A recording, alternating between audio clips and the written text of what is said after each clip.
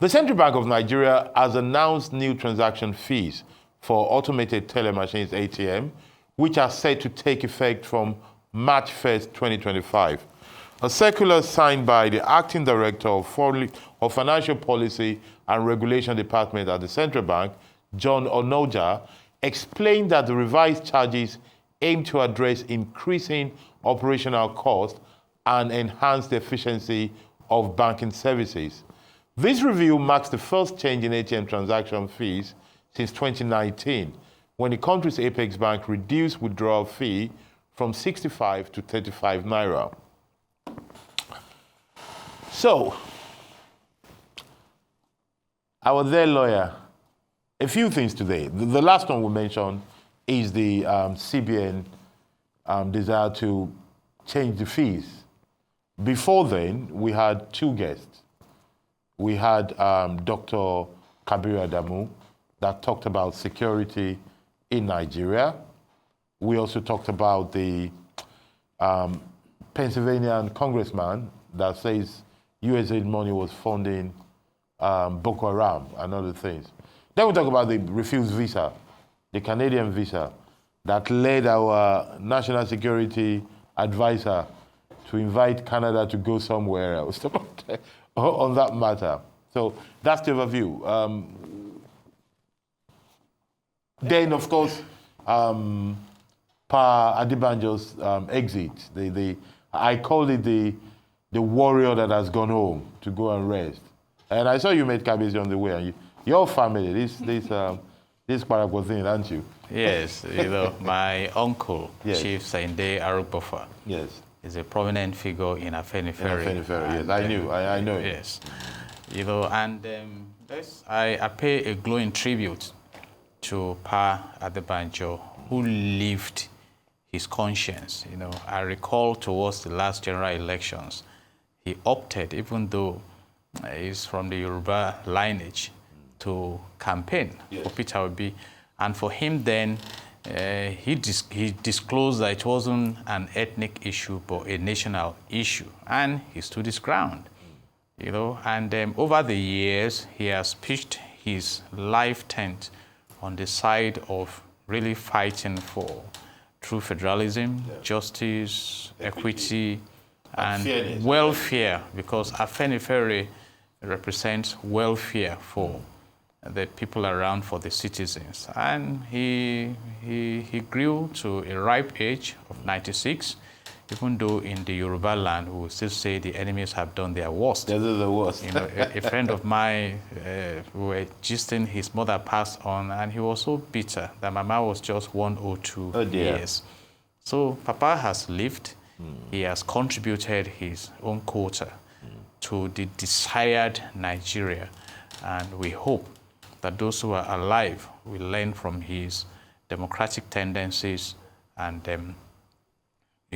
make sure that his legacy lives on. Exactly. And that at the end of the day, the Nigeria we all look forward to, where there will be prosperity for the majority, peace and actual unity and progress and selfless service to the citizens we manifest. So we pay a deep condolence and to the family, to the nation, adieu, Papa. And that brings us to the issue of America, the United States of America, where Scott Perry came out to say that the USAID may be spent to fund terrorism in Nigeria. Those are his allegations, but I want to approach it from the angle of what Donald Trump is trying to do, and it's a Save America movement, because Donald Trump has declared his distrust for USAID and the management, and they're going to cut off this, off their budget, because according to Scott Perry, for instance, about $136 million reportedly got spent on about 120 schools in Pakistan with zero evidence of those schools. And he also lamented that in Afghanistan, huge amount of dollars were spent on women empowerment. And the culture, the governance culture in Afghanistan. And he also accused that part of that fund may have been spent on bioweapon, referring to the COVID-19 that killed millions. So that's Donald Trump sign to say, now let's bring in the government efficiency and, deliver our people from fraudulent engagement of their taxes. So it's for America. And if Nigeria wants to research more, intelligently so, to identify if that ever took place and the stakeholders that were involved, because we are the direct victims of Boko Haram here now, then why not? But then I'm not surprised, because even back in Nigeria, our government disclosed in the last dispensation that they've identified, I think, about 400 sponsors of Boko Haram. So if we have not been able to deal with the sponsors at home, it may be difficult to now give them abroad. exactly call America to accountability. But he's made his allegations, and I appreciate what Doctor said, that it's not strange to find states sponsoring some of these activities, for selfish reasons. He mentioned the case of Iran. It's now also for Nigeria, if you are really interested in security, to ensure that you don't allow foreign interests to come into your environment. And then, exactly, you can see what is going on in the Democratic Republic of Congo now.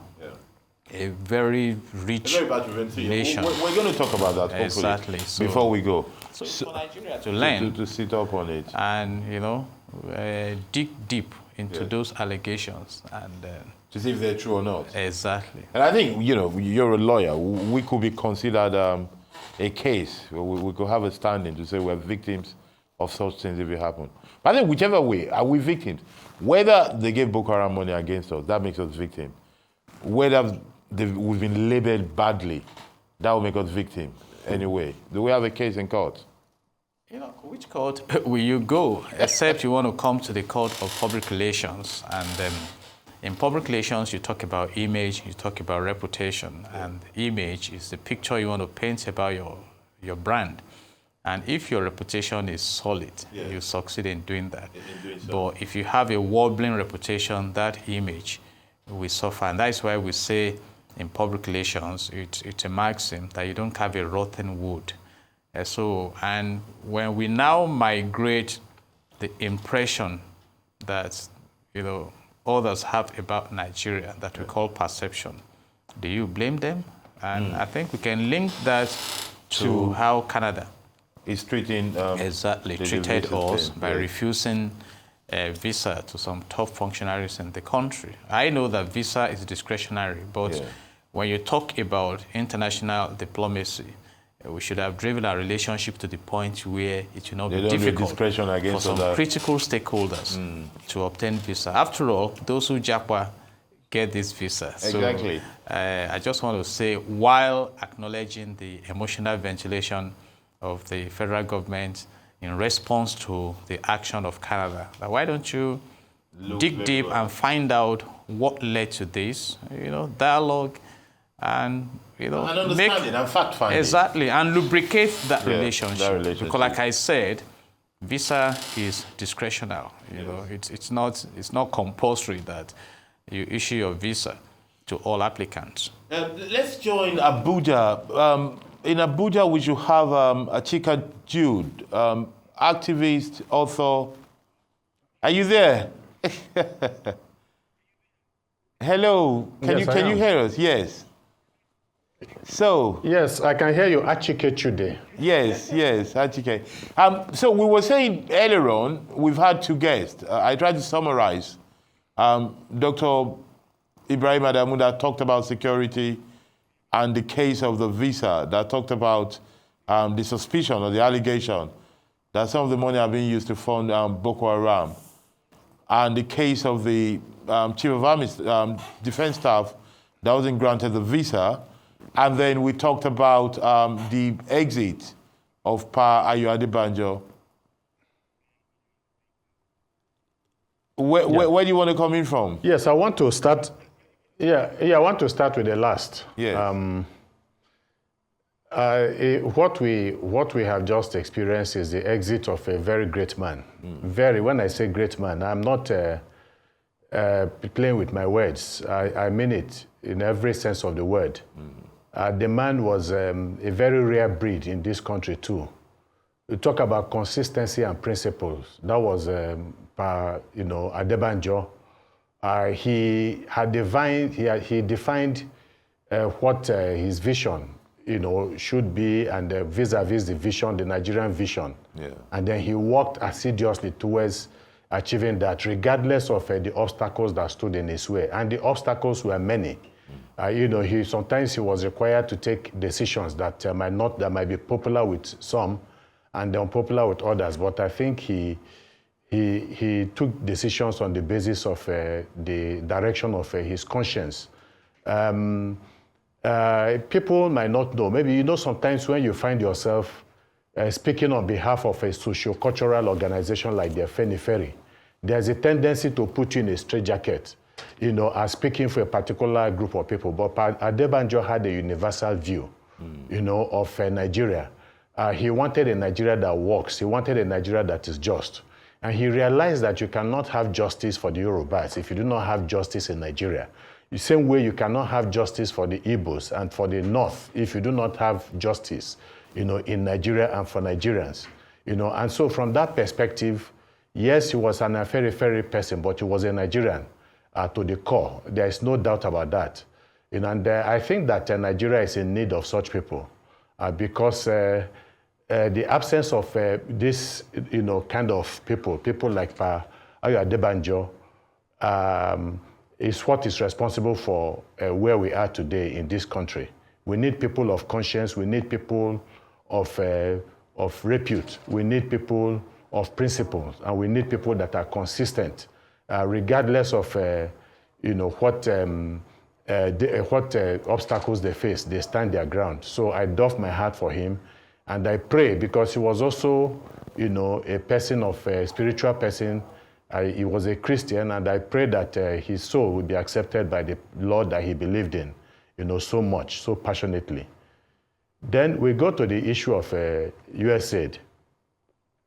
It is not we remember the Iran Gate, the program. I mean, sometimes for some of these intelligence agencies, and the USAID to a very large extent has been working in concert with the central intelligence agencies when it comes to how they expend, the taxpayers' money all over the world. And so some of these expenses are very, very discreet.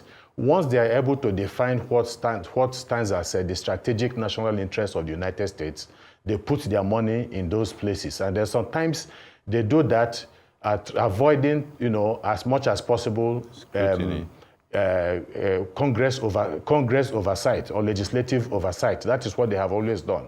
And so when they cannot have access to money, for instance, they fund, some illegal rebel operations, against countries that they feel are not in tandem with the interests of the United States. They fund them through giving access to drugs, for some of these rogue elements. Like, for instance, part of the accusation against USAID is that over 100 million was budgeted for the growth of poppies, which is used for very dangerous drugs. And this is the way they fund some of these operations once they know that when the American government has made a law, against funding such groups, they look for clandestine ways. So one is not surprised about what we are hearing about their involvement with Boko Haram and other agencies. They talked about the Taliban, they talked about ISIS. In fact, at a time, I think it was a member of Trump's present administration or so that was talking about how at a time somebody close to Hillary Clinton told her that ISIS was on the side of the United States. And this is ISIS that was committing all manners of atrocities in the Middle East, that had become a terrorist organization, but somehow they seem to have found favor with the United States. So this is what they have always done. And I think that what Trump is doing, I mean, this is something he said. And you might not like Trump, you might not like his tweets, you might not like, but one thing he says is that as much as possible, he puts his mouth where his money, his money where his mouth is. He said he was going to dig up the swamp in the United States when he becomes president, and this is exactly what he's doing. So we are seeing the underbelly of a USAID. For some of us, perhaps in a perverse way, it gives us a bit of,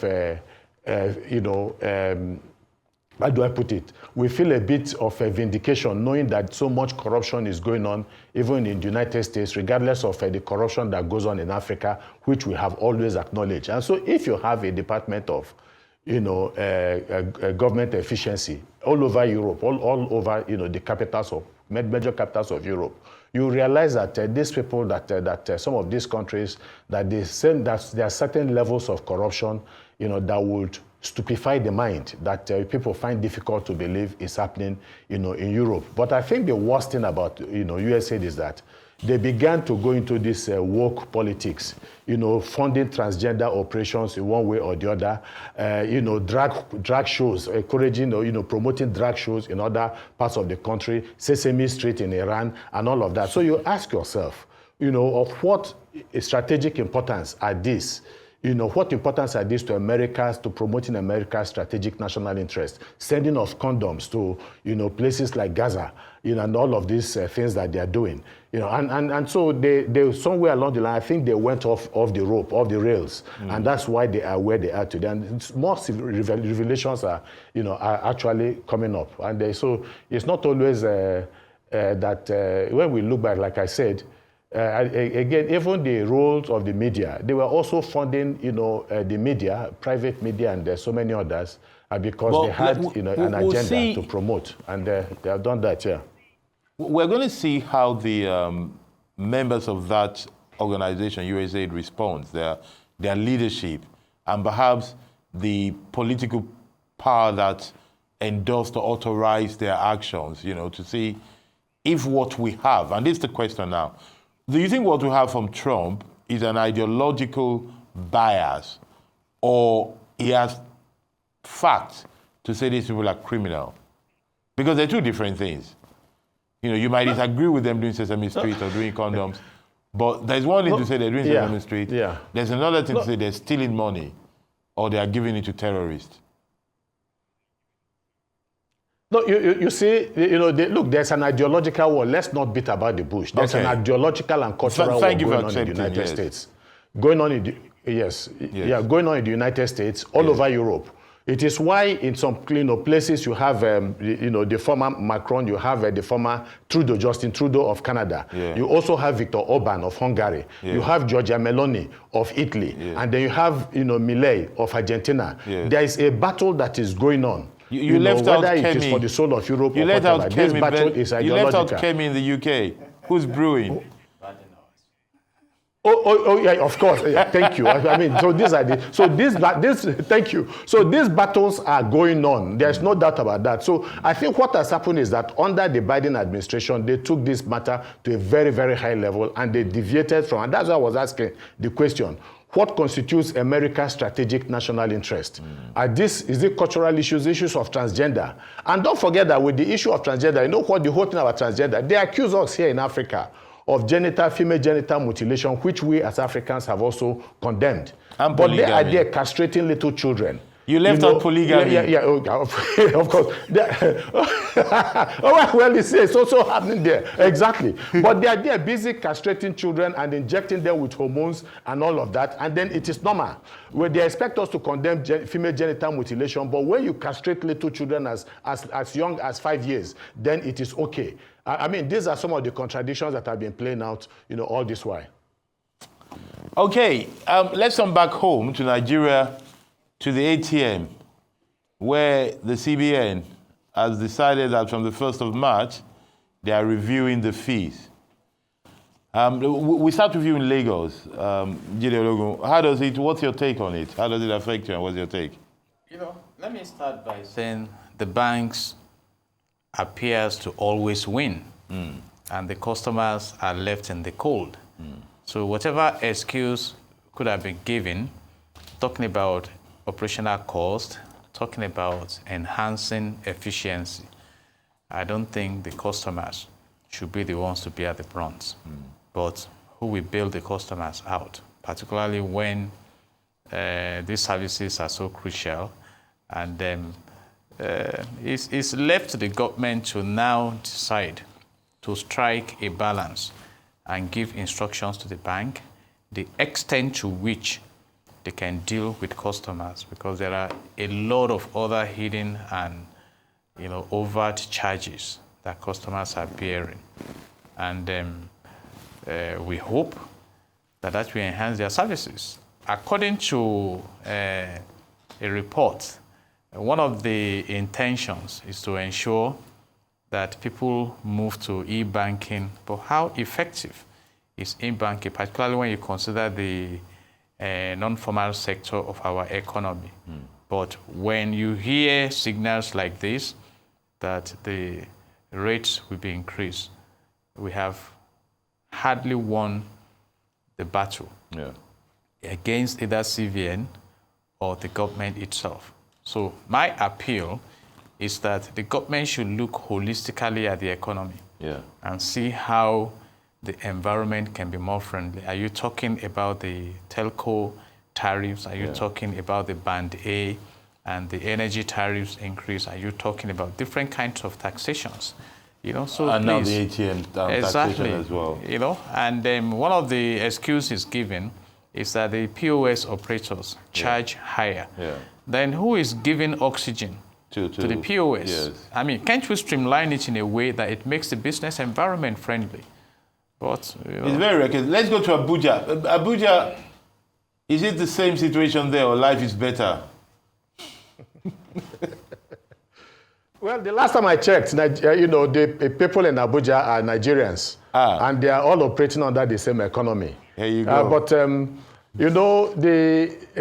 reasons, it's the same for all of them. Operational cost of telcos, operational cost of discourse, operational costs for airlines, operational, all manners of operational costs, now operational costs for, banks and all that. And yet, don't forget, if you just go back and look at the kind of profits that they are declaring at the end of the day. But, it's not just the government that has operational difficulties, in terms of costing, or some of these private, enterprises. And what of the operational cost of the average Nigerians? We also have operational costs, and they have been going up for a very, very long time, and they were not able to meet up. So perhaps we need to come together and then also make a presentation to the government and to the National Assembly that our operational costs have gone up. And so how do we now address these issues? So these are the things. And so ultimately, at the end of the day, these are burdens that you keep on inflicting on the poor, helpless, and hapless Nigerians. When is it going to stop? The other time, it's about tomorrow they tell you that a new passport is going to be designed for the citizens of this country. It's going to cost 200,000. We have to cover that money. A new driving license, also will also have to be issued, and the rest. So everywhere along the line are stumbling blocks for Nigerians. Nigerians are going through an unprecedented, difficult situation.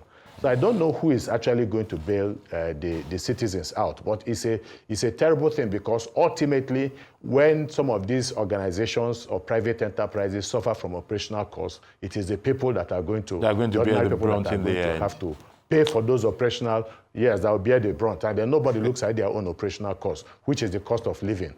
Well, let's see how it goes. We stay with you in Abuja to observe that certain groups and political figures in the northern part of Nigeria, including the influential Arewa Consultative Forum, have rejected the call by the national chairman of the All Progressive Congress, APC, Abdullahi Ganduje, for the North to wait until 2021 before contesting for presidency. The northern leaders asserted that the region cannot be coerced into supporting the re-election of President Bola Tinubu in 2027. The APC chairman had made the remarks while receiving a delegation from President Bola Ahmed Tinubu Media Center and the Tinubu Northern Youth Forum at the National Party's Secretariat in Abuja. Ganduje made the remarks while receiving a delegation from the President Bola Ahmed Tinubu Senator, as we have said, when he observed that the North should not rush and they should allow President Tinubu run for the second term. Among other things, the former governor of Kano State had argued that since the national president of Northern extraction, Muhammad Buhari, had completed 2 terms, fairness, according to him, dictates that Tinubu should also serve 8 years. That is the fairness of the rotation. Abuja, let's go back to you. What's your take on that? Yeah, well, politicians will always play politics. That's what they do. There is a possibility that these same people will sing a different tune tomorrow. We have seen politicians, they come and go, they play their games. You know, it's all about power. It's all about grabbing political power. So if you are not in power, then you want to be within the corridors of power. You know, and so this will be the instruments for negotiation. Ultimately, something definitely is going to give. There will be too many things that will be happening behind the scene. You know, and sometimes you know that some of these people deliberately create a bit of crisis. So in the midst of those crises, they will be able to make demands, you know, of certain people. You know, so I think that this is just in the order of the normal politics, you know, of these politicians. It's what they do. It's, you know, it's what they will always do.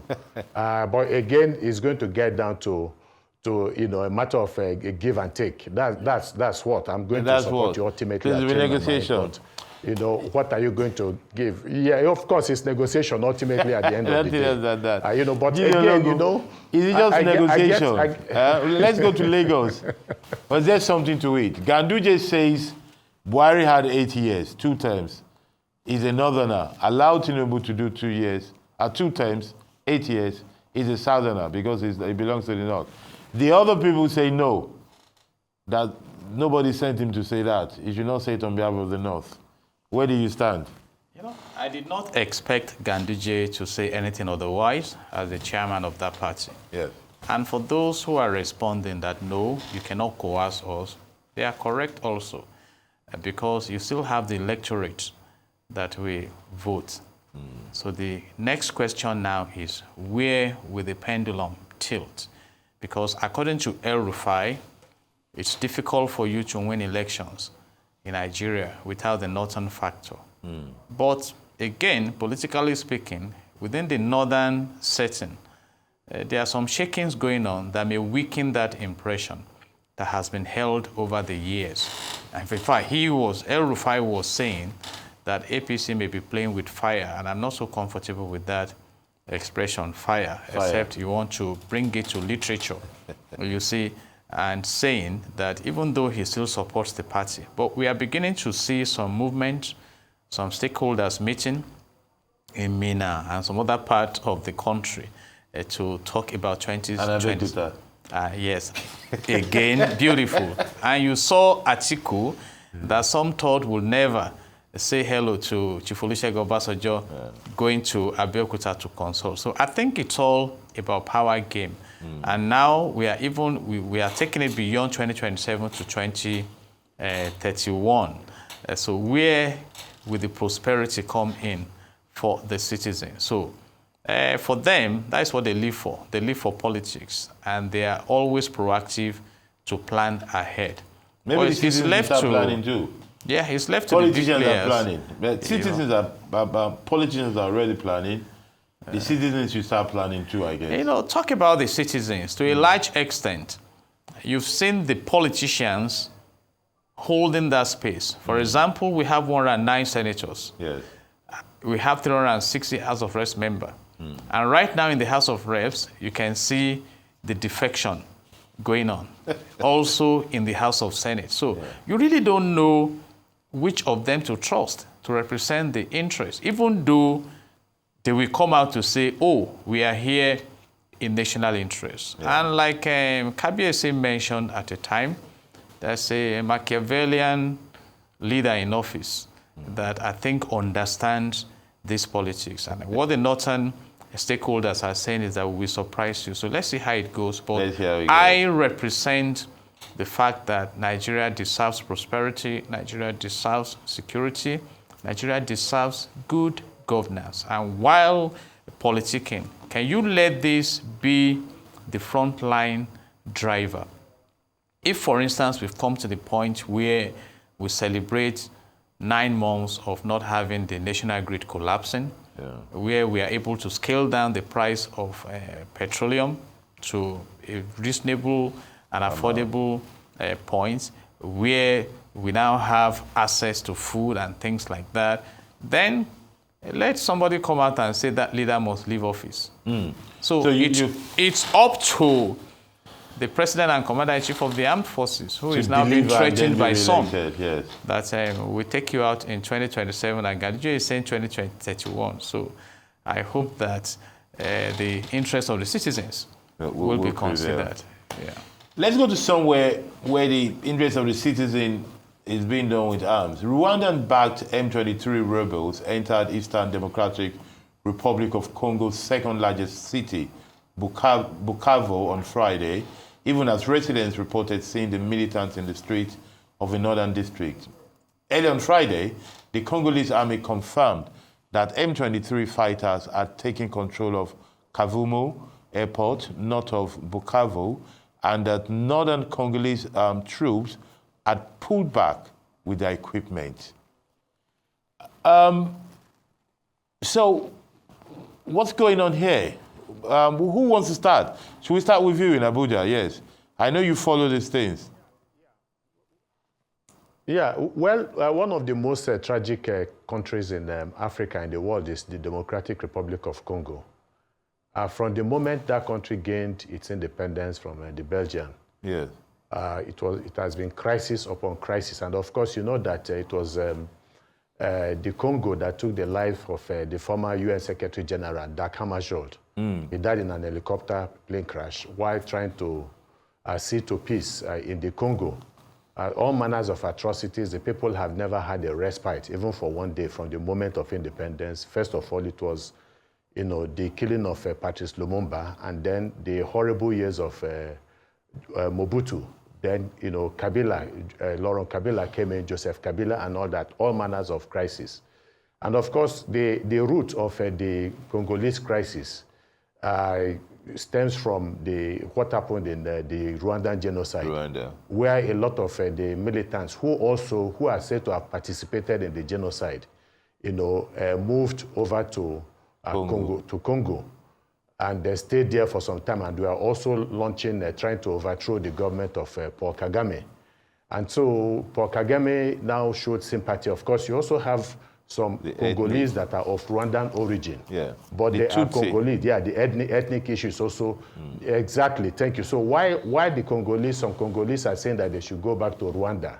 The Rwanda government is saying that these people are first and foremost Congolese. So why do you want them to come back? And so you now see a synergy between some of these people and members of the M23 being supported, even though Paul Kagame has denied that, you know, over the years, being supported by Rwanda.